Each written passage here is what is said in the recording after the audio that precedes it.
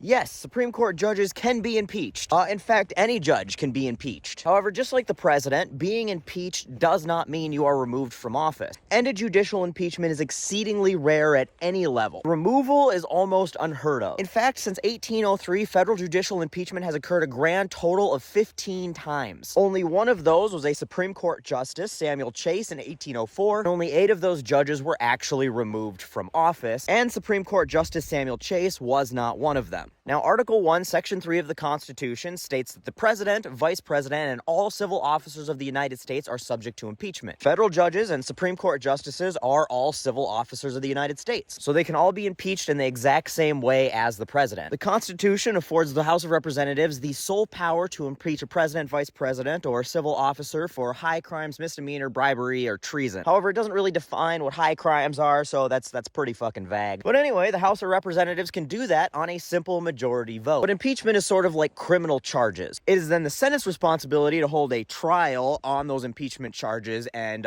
convict or not convict, which is the reason why, despite being impeached, both Bill Clinton and Donald Trump finished out their terms. Now, I know y'all are asking this question because it really seems like there's a pretty strong case to be made for, things like treason and bribery and high crimes and misdemeanor against Supreme scumbag Clarance Thomas. And you'd be right. That dude has definitely done all of those things. The problem is that a vote for conviction in the Senate requires a 2/3 majority, and that will likely never happen for any impeachment ever. Senate supermajorities are exceedingly rare. I believe the last one was in 2010. Democrats held a supermajority for like a grand total of 72 working days. So for an impeachment to end in removal, you'd have to have an impeachable offense happen when one party controlled the House and had a supermajority in the Senate, which is kind of like the planets aligning. It doesn't happen very often. That, or you'd have to have bipartisan support of impeachment and removal, which is a hilarious thing to think about in this day and age. And if you did end up in that situation, the writing would be on the wall for whoever was being impeached, and they would probably resign before it ever got to that point, kind of like Richard Nixon did. That said, I really do think that there would have been some value in the democratically controlled House of Representatives impeaching Clarence Thomas, because, well, he would almost certainly never be removed from the bench. Being the only Supreme Court justice to be impeached in the past 200 years would still send a pretty powerful message. And while it wouldn't be the accountability we were looking for, because that would end with him in prison